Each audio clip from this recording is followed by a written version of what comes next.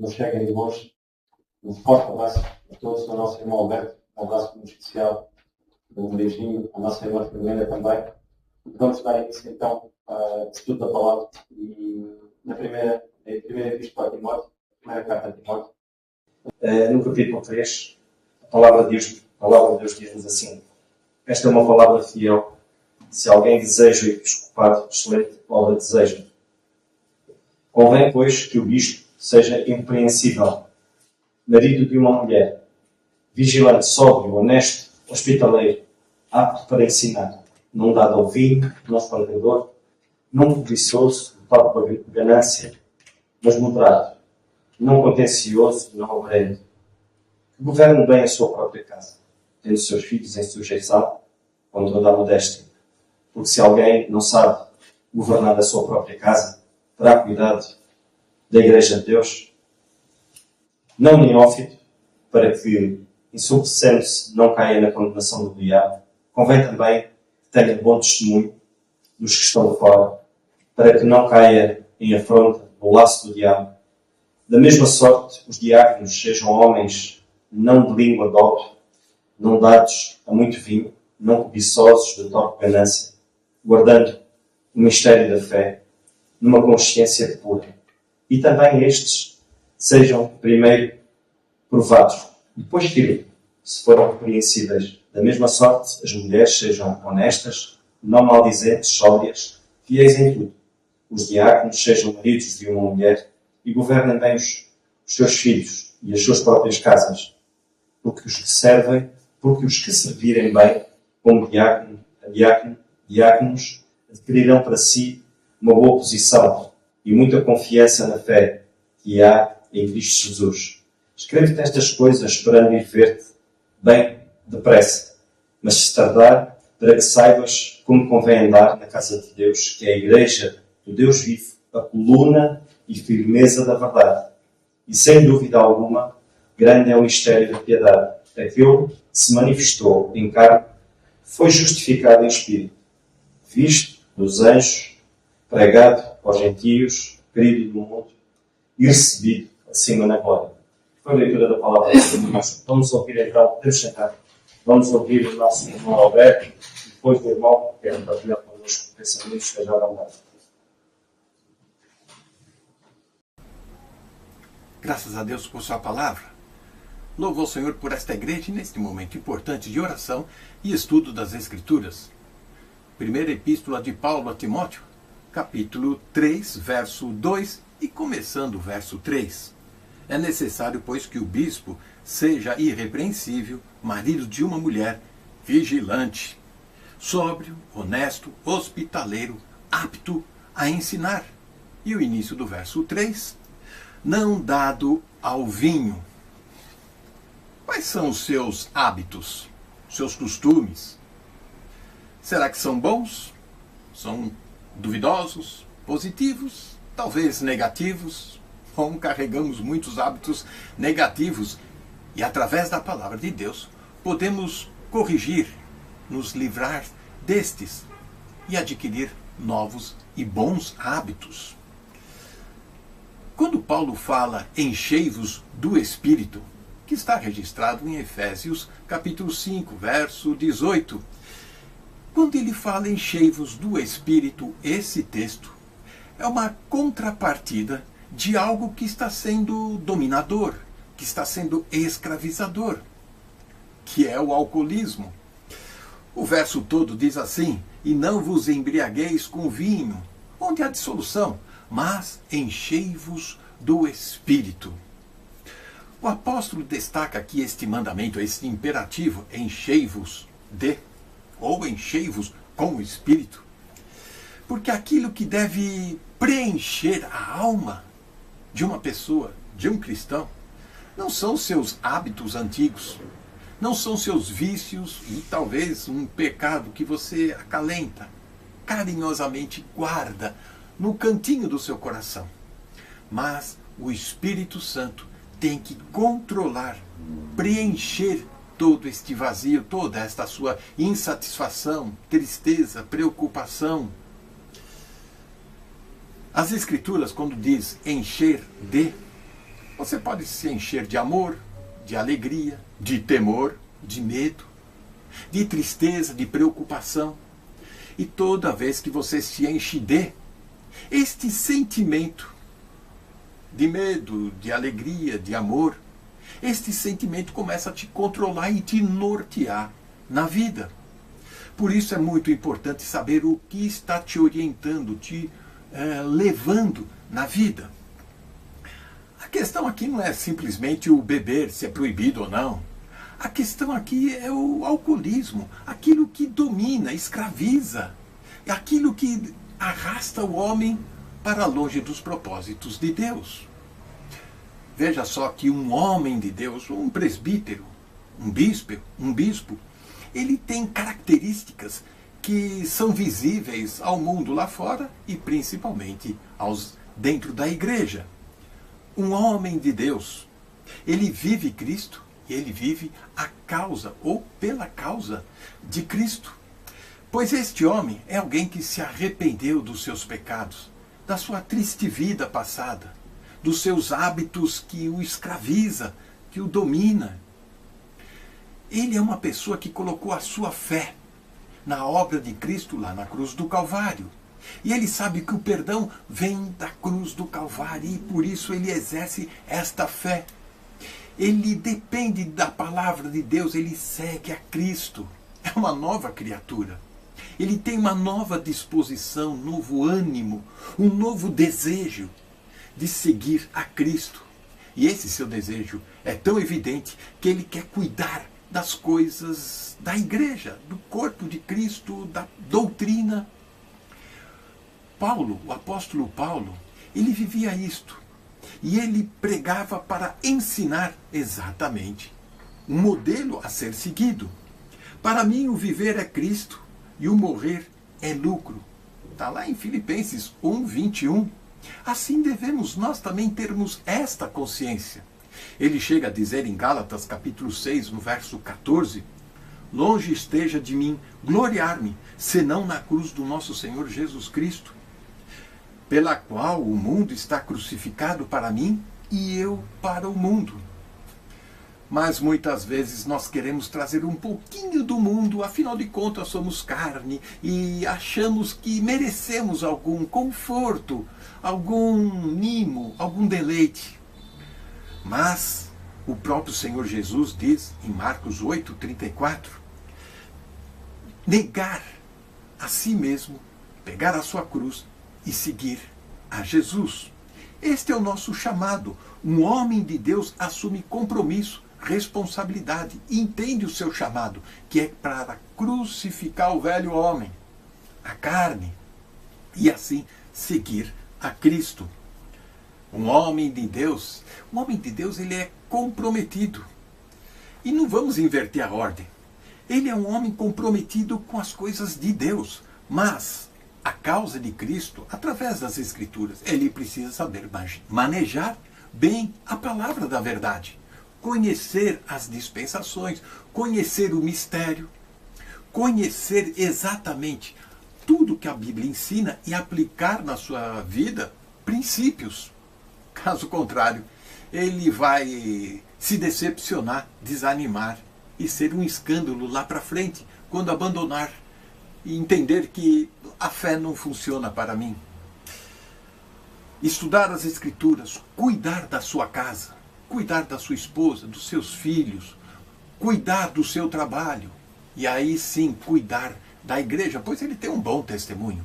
Ele tem vivência, experiência, ele sabe tratar, lidar com pessoas e mais ainda, sabe tratar e lidar consigo mesmo, conhecendo os seus vícios, conhecendo os seus pecados, suas fraquezas e depositando ao pé da cruz.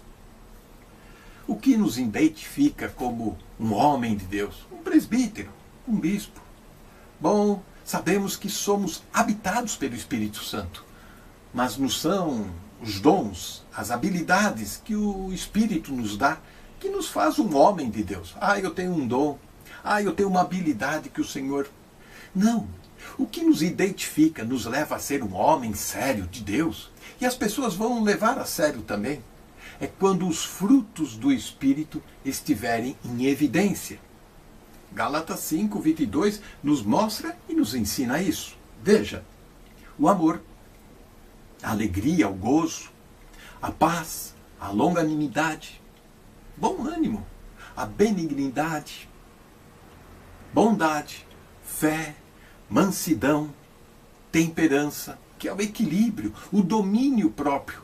Agora você não depende e não precisa mais de hábitos negativos, antigos, mas sim hábitos novos, pois é uma nova criatura. Enchendo-se cada vez mais com o Espírito Santo de Deus, você vai cumprir esses pré-requisitos e vai demonstrar atributos, virtudes que um crente, um cristão, precisa vivenciar em sua vida. Não adianta você querer impor aos outros, se você não experimentar primeiro. Que o Senhor possa nos capacitar cada vez mais a demonstrar aos outros que nós pertencemos a um Deus vivo e vivemos uma fé viva e atuante. Que o Senhor possa nos abençoar. Amém.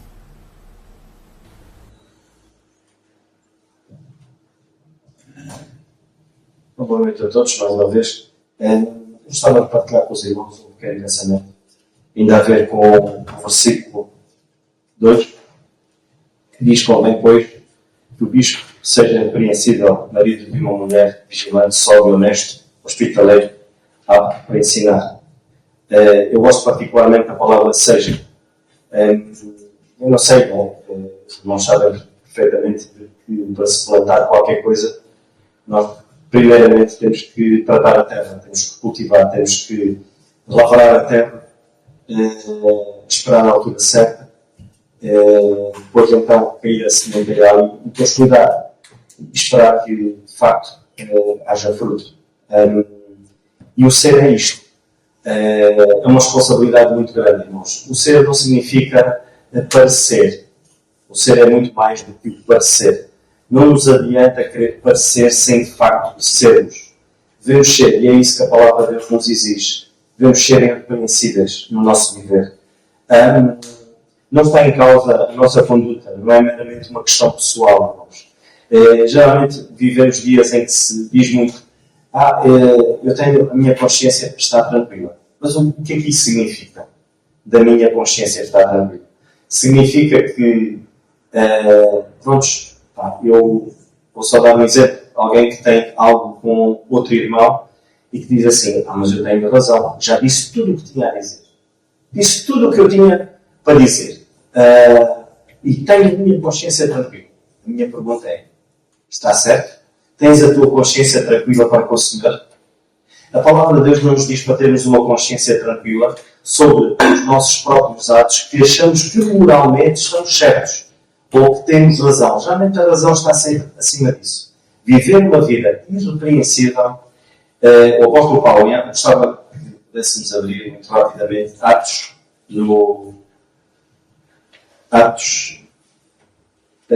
24. No capítulo 24 e o versículo 16 diz assim: e por isso procuro sempre ter uma consciência sem ofensa, tanto para com Deus como para com os homens. Reparem aqui a sequência. A minha consciência, acima de tudo, deve estar tranquila perante Deus e depois então para com os homens. Ter consciência tranquila, de facto, é isto. É nós percebermos de que a nossa conduta, a nossa maneira de falar, a nossa maneira de agir, aquilo que fazemos, de facto, possa levar, possa dar crédito à Igreja Corpo de Cristo. Acima de tudo, honrar o nome de Deus. Irmãos, mais do que nunca, a nossa conduta fala mais alto do que as nossas palavras. Sabem que eu ontem, ou hoje, acho que foi hoje, se não me engano, eu falei com uma das minhas irmãs, falei com as duas, primeiro falei com uma. E engraçado que elas falaram, e não fui eu que as induzi a isto. E Eu vou dizer isto, e há aqui dois irmãos que vão dizer assim, não devias ter mencionado os meus nomes. Mas é assim, mas eu tenho autoridade para isso. Porquê? Porque a palavra de Deus dá-me autoridade. O apóstolo Paulo, em Colossenses, no capítulo 4, quando ele faz as salvações, ele fala dos cooperadores dele. Ele não diz só assim, ele não menciona só os nomes deles e diz assim, mas estiveram comigo e andaram comigo Epáfras, Tíquico, Onésimo, Lucas. Não, ele faz questão de mencionar os nomes deles e depois faz questão de dizer como foram tão úteis, como é que eles foram tão úteis. E eu estava a falar com a minha irmã, liguei, uma das minhas irmãs, primeiro liguei a minha irmã mais velha e disse, porque a minha preocupação era aquilo que elas ouviram. E ela disse-me assim, eu ouvi com muita atenção. Aquele irmão que falou marcou-me pelo seguinte. E eu pensei, o que é que vem aí? Um dia, eu estava no aldeia, em Setúbal, com a minha mãe, e ouvi-o passar. E eu veio ter com a mãe, deu-me um grande abraço.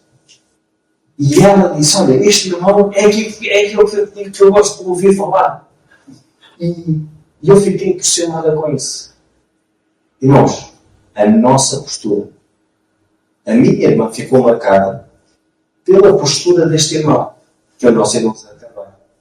Posso mencionar o nome? Posso não dizer que era Tito, que eu também digo que é o nosso irmão Zé Carvalho. Impressionante. Ou seja, ela ficou marcada, nunca mais esqueceu. Pois é. Mas eu gostei muito daquilo que eu ouvi. Lá está, um terreno preparado. A nossa postura. Tito, gostava que abríssemos muito rapidamente Tito, no capítulo 2 e no versículo 7, ele diz assim, em tudo, dá por exemplo de boas obras na doutrina, mostra incorrupção, gravidade e sinceridade.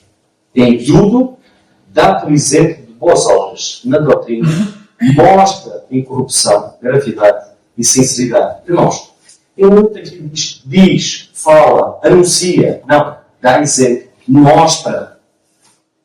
Sabem que o facto de nós agirmos, às vezes as circunstâncias à nossa volta, moldam-nos, quando nós não estamos firmes no Senhor, moldam a nossa atitude.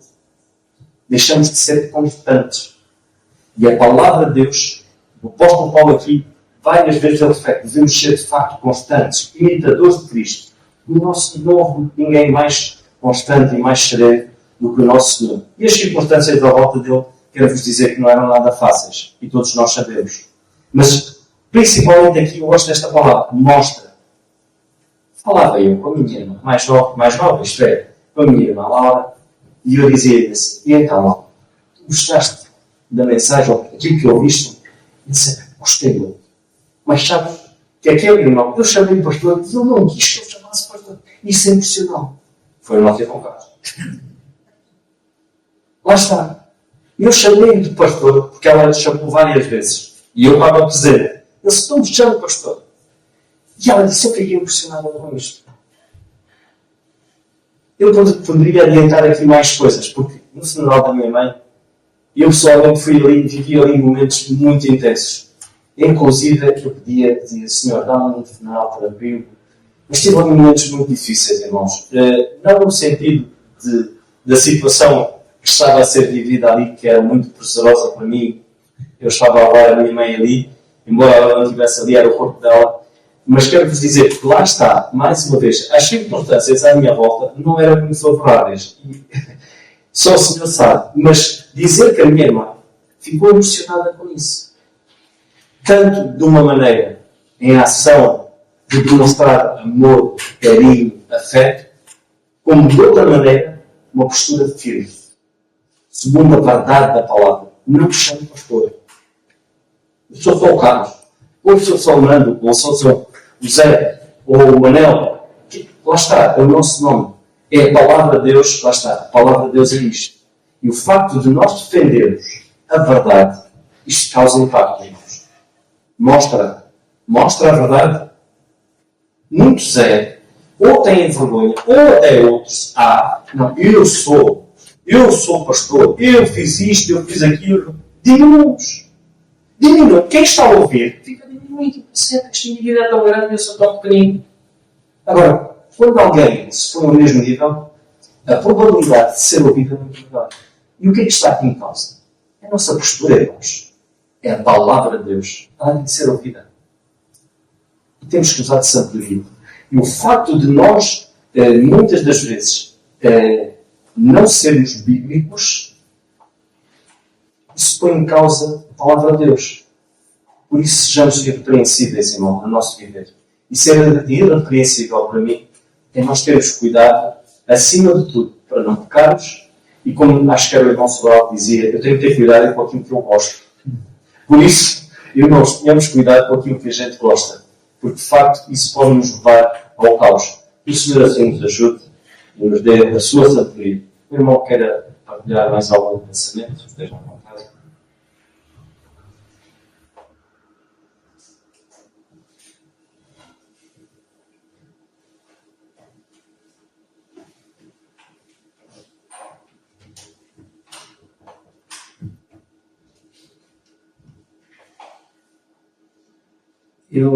Eu não era para dizer nada. Confesso que não tenho usado e não tive. Mas o Nando leu em Atos dos Apóstolos, no capítulo 24, e eu estava a ler mais abaixo, e onde lemos o apóstolo Paulo está preso. E temos aqui Félix.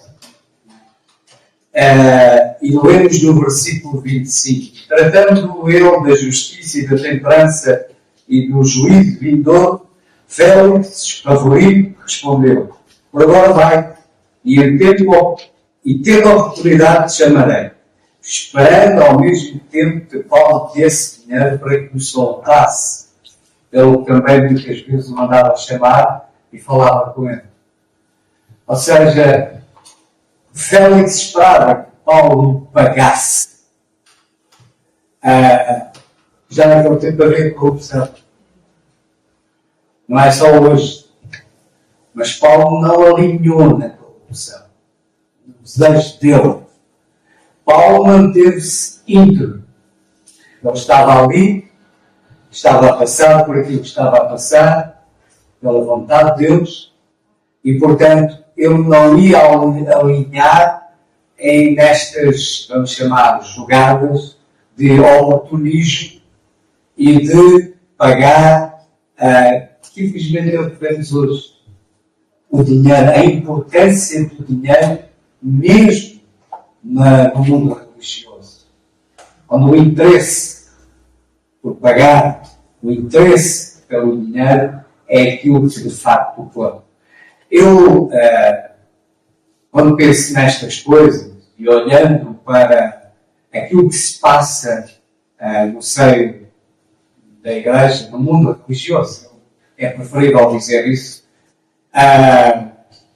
eu penso, eu não sou diferente. Eu sou igual. Ou seja, a possibilidade de eu fazer algo igual, ou pior ainda, é muito grande. A diferença não está, a diferença está no Senhor. Do Senhor estar de facto na minha vida. Porque o estado em que a Igreja está neste momento, em grande parte, deve-se a todas estas situações que se vivem a nível de pessoas que têm liderança da Igreja. É vergonhoso aquilo que nós assistimos todos os dias. Aquilo que nós ouvimos todos os dias. De pessoas que têm responsabilidades na Igreja, que são pastores, e que são acusados de adultério, que são acusados de mil e uma coisa, de imoralidades. E isto, de facto, é vergonhoso. E isto é que causa um descrédito tremendo nas pessoas. Isto afasta as pessoas de ouvirem a palavra de Deus. E depois, claro, muitas delas olham e veem que é tudo a mesma coisa.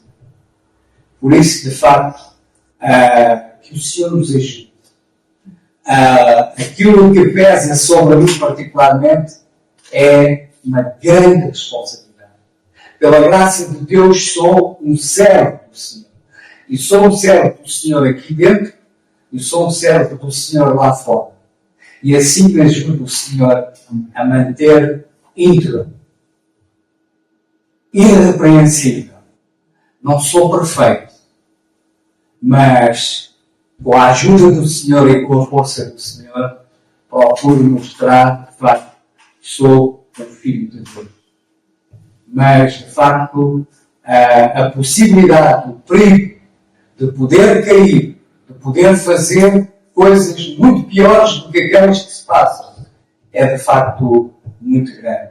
É por isso que devemos orar uns pelos outros, devemos animar-nos uns aos outros, fortalecer-nos uns aos outros, mas, acima de tudo, cada um de nós deve cuidar da sua relação com Deus.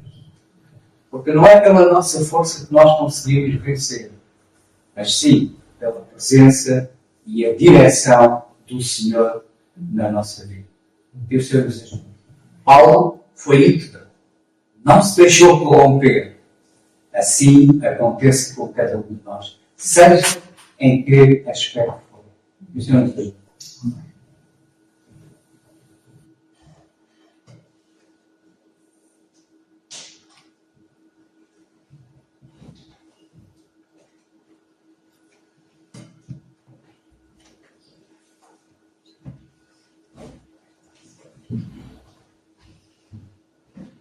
A nossa hora não para, nós temos que ser breves. Vou agora ser breve. Apenas para dizer o seguinte, ainda baseado aqui no versículo 2 da nossa passagem. Sabem que ele diz aqui que o bispo seja irrepreensível, vigilante. Sabem que a própria palavra bispo ou ancião significa superintendente.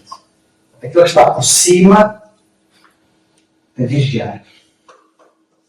Quando aqui diz que ele é vigilante, é isto. Está por cima a vigiar.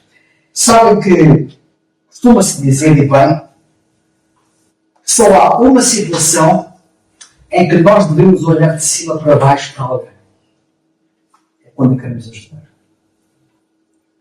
Nós só devemos olhar de cima para baixo para alguém quando pretendemos levantar essa pessoa do estado caído em que ela está.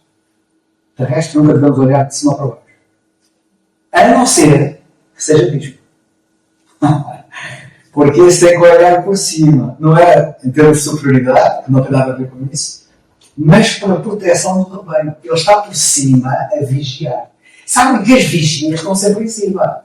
Vocês nunca viram uma vigia num buraco, não? As vigias estão sempre em pontos altos. E o bispo deve estar em si. Por isso que espiritualmente tem que estar elevado. Não é só estar elevado fisicamente. É estar elevado espiritualmente. Ele deve ter uma postura elevada que lhe permite olhar mais longe para proteger o rebanho. A ideia é proteger o rebanho dos perigos, das ameaças. E é esta a postura do bispo. Ser vigilante não significa agir como polícia. Não significa agir como fiscal. Não. Que Deus nos livre disso. O bispo não é uma polícia, não é um fiscal. Mas cultivar esta postura espiritual de alerta. Sabe, o vigia tem que estar alerta. Se um indivíduo que estiver de vigia na tropa for apanhado a dormir, cuidado! Não pode dormir. Mas há muitos que, infelizmente, que deviam estar em posição de alerta, estão a dormir. E o inimigo ataca. E ele não vê. Não é? Sabem que a Bíblia, quando fala em vigia, disse isto. Cito. A palavra do Senhor está escrita em Mateus 26, 41. Vigiai e orai. Atenção. A oração está ligada à vigia. O bispo tem que ser um homem de oração. O bispo tem que ser um homem de oração. Porque a Bíblia diz, você não tem que ser vigilante. E na Bíblia não há vigilância sem oração. Vigiai e orai. estas palavras estão lindas. Isto também requer outra coisa muito importante. Proximidade. O bispo tem que ser uma pessoa próxima.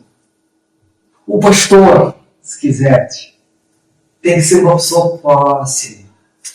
Não pode ser uma pessoa distante. Você já viu um pastor distante das ovelhas? Vocês veem ovelhas às vezes distantes do pastor, mas não veem o pastor distante das ovelhas. A ovelha pode desmaiar-se. E então, a proximidade é de facto algo muito importante.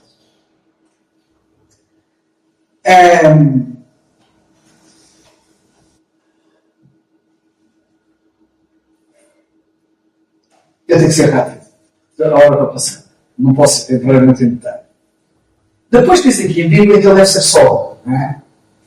Geralmente só. Há outra versão que diz que deve ser sério. Ser sério significa ser sincero. Ser sério não é cara de pau. Ser sincero e verdadeiro.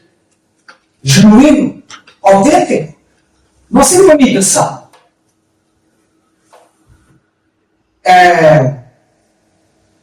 E significa também compromisso com a verdade. Quando se diz que ele é sério, deve ser alguém comprometido com a verdade. Não leva a palavra de Deus, a doutrina, os ensinamentos, a vida cristã de forma leviana. A vida cristã é levada a sério. Ele, como disse, não tem que ser uma pessoa ser sério. Alguns pensam que é uma pessoa distante. Não, ele tem que ser próximo. Já disse isso. Mas alguns acham que ser sério é ser distante. Há indivíduos que estão tão distantes, uma pessoa para chegar lá é uma dificuldade. O pastor nunca pode ser uma pessoa distante.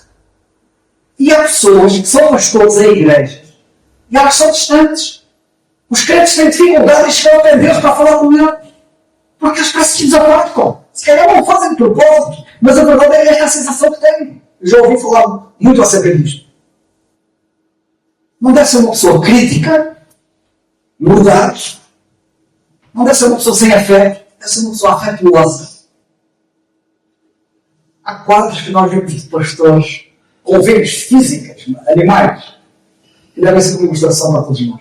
E esses quadros são quadros de carinho. O pastor, às vezes, abraçado a ovelha.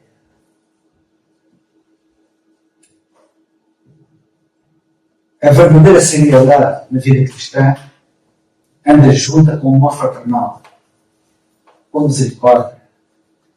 Lembra-se do pastor, quando se deu conta da ovelha que se perdeu, ele pô-la sobre os ombros e a trouxe com alegria. E aqui quero dizer uma coisa muito importante. A nossa versão diz sóbrio. Ou seja, é uma pessoa equilibrada. É uma pessoa que leva a vida a sério, mas é uma pessoa que ri. É uma pessoa que brinca. Mas não brinca com as coisas de Deus. É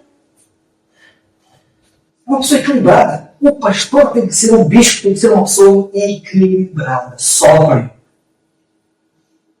Ele tem que saber, ele nunca pode perder o norte.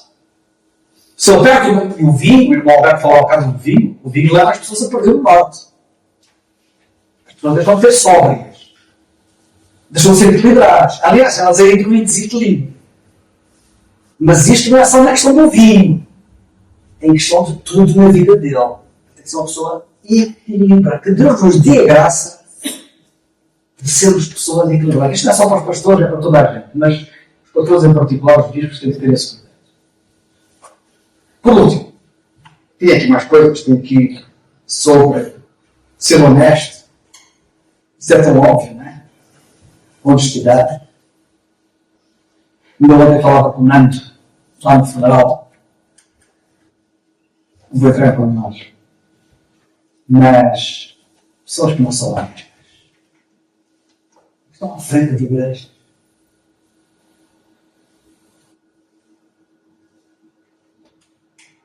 Tem que ser pessoas honestas. Transparentes. Não há nada a esconder. Claras. Pronto, eu só quero dar mais um passinho. Tem que ser hospitalar. E aqui também tem famílias.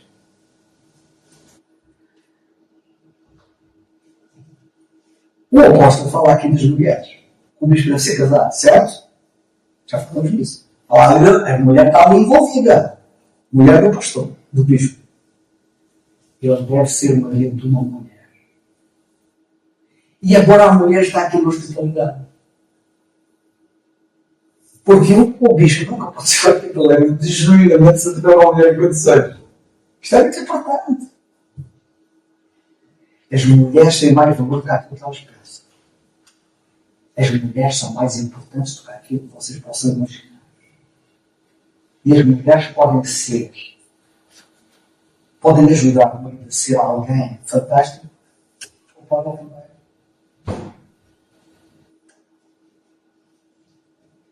Levá-la a não ser ninguém. E eu vou dizer uma história. Foi o meu irmão Sorral que me contou. Eu já contei isto, mas já faz tanto tempo que ela me esqueceu. E elas se calhar não ouviram. Dizia o irmão Sorral que um dia houve um crente que foi pregar uma igreja longínqua. Isto é na América. E esse crente foi pregar, era uma noite de inverno, com muita chuva, com muita neve.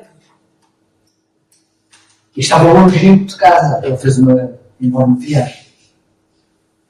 Quando o culto acabou, esse crente que visitava aquela igreja que foi lá pregar, um dos anciãos, um dos bispos, lá da igreja, disse: irmão, o irmão agora não vai para casa. O temporal que está. É perigoso, agora de noite e por aí fora, não. O irmão vai ficar na nossa casa. Vai lá dormir. Depois amanhã com calma, temos que ter melhor, mas calma, mas não vai fazer esta viagem tão perigosa à hora de noite. E aquele irmão agradeceu. Está bem, ok, eu vou. Quando ele chegou lá à casa, naturalmente, chegou lá à casa com o outro irmão, né? E depois, passado um bocado, agora não interessa por nós, interessa é aquilo fora que aconteceu. Há uma determinada altura que o hall de entrada estava escuro. Não tinha luz.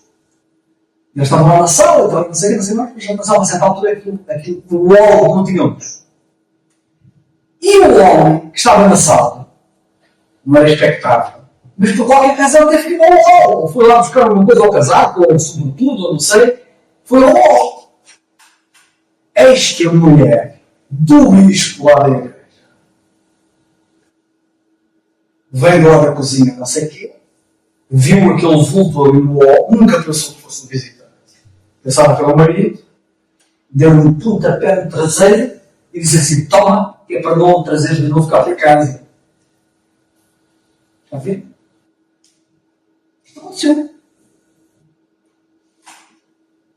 Como é que um homem pode ser hospitaleiro sendo uma mulher dada à hospitalidade? E não digo mais, se eu nos ajude.